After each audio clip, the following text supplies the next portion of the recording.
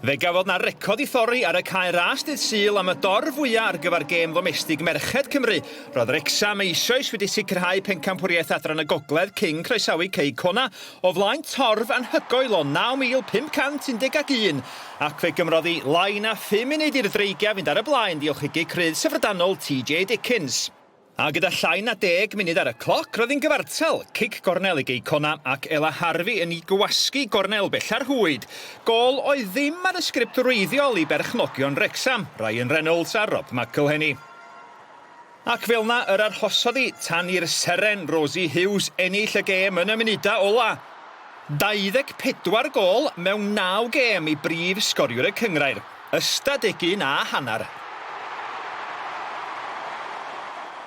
Y dathliadau'n dechrau wedi'r chwiban ola a bydd Wrecsam yn herio pencampwyr y de, Llansawel yn y rownd derfynol am ddyrchafiad yn fyw ar sgorio y mis nesa.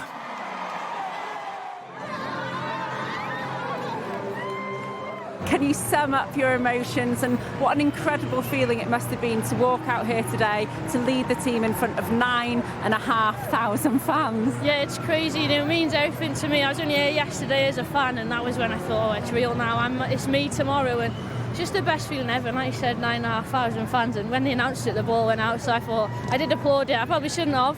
Should have been on the game, but I just couldn't believe the amount of people that were here and it means everything. So I want to thank everyone that's come as well.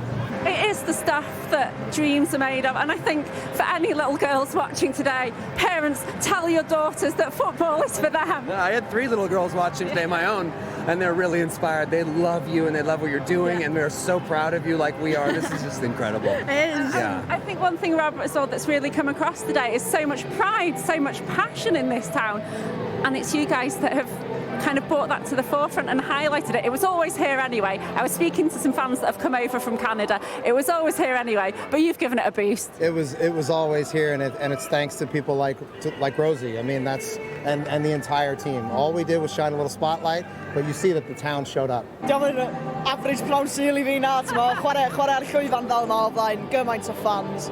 Nathon nhw gadw nhw fynd tan y funud ola, nathon ni wneud y job a da ni wedi cael gwneud hynny o blaen Rob a Ryan a mae'n really yn breuddwyd